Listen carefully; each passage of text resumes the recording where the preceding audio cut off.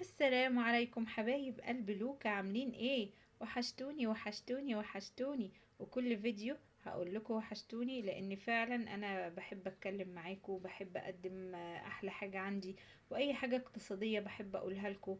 ويا رب كده يديمكم نعمة في حياتي وتكبروا اسرتي الصغيرة.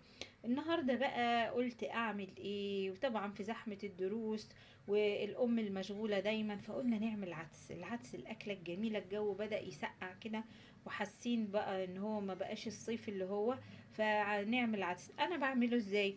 انا حطيت حوالي نص كيلو عدس، وحطيت بصلتي الحلوة، وحطيت طماطميتي الحلوة، وحطيت بقى حتة فلفل حراق كده لما تتضرب في الهاند بلندر او الخلاط كده ترمي طعم الحميان الجميل اللي يفتح النفس. وفصين 3 توم كبار، وملح وفلفل وسنة كمون. كل الخليط الحلو ده هسيبه يغلي اهو. ادي العدس بتاعي الجميل. هسيب بقى الخليط بتاعي يغلي، واسهل من العدس مفيش. هنعمله مع بعض، مش هياخد 10 دقايق ان شاء الله، ونسيبه يستوي ونرجع مع بعض نكمل خطوات العدس. الله الله الله الله على شكل العدس كده وهو بيغلي. بصي هو كده قرب يخش على سوا. هوريكي بالظبط امتى تعرفي ان العدس استوى. هتلاقيه كده فصل، لان هو نزل تحت والميه بقت على وشه وكل الخضار بقى تحت. بس هو كده لسه طبعا في مرحلة السوا. احنا لازم الخضار يستوي كويس جدا علشان لما نضربه ما يبقاش متكتل. وبنصفيه. طبعا النور للاسف مقطوع، لو وصلت لغايه الحته دي في الفيديو قولوا لي المقطوع النور بيقطع عندكم كام ساعه وبيقطع من الساعه كام. وزي ما قلتلك لما هيستوي هتلاقيه زي ما انت شايفه كده فصل. طبعا معلش النور مقطوع والبخار.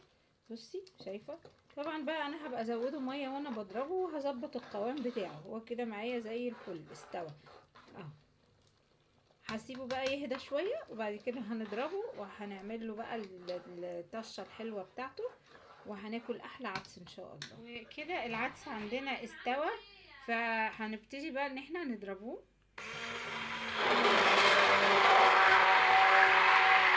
طب عشان بس الصوت هضربه، بعد كده هوريهولك وهنصفي بصلتنا بقى الحلوه بقى في طاستنا بقى الجميله، وبنبتدي ان احنا نشوحها، وهوريكي الدرجه اللي احنا عايزينها للعدس. دي بصلنا الحلو خلاص، وغالبا كده وصل معايا للدرجه اللي انا محتاجاها.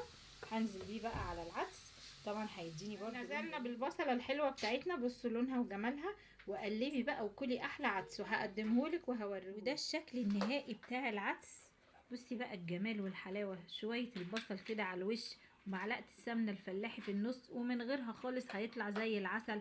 عندك بقى عايز تعملي فته، شويه عيش مقرمش كده يقرمشوا بيه، ولازم البصل الاخضر الجميل، واهم حاجه شويه البتنجان المخلل. وهتقلبي عندي على قناتي هتلاقي كنت عاملاه قبل كده.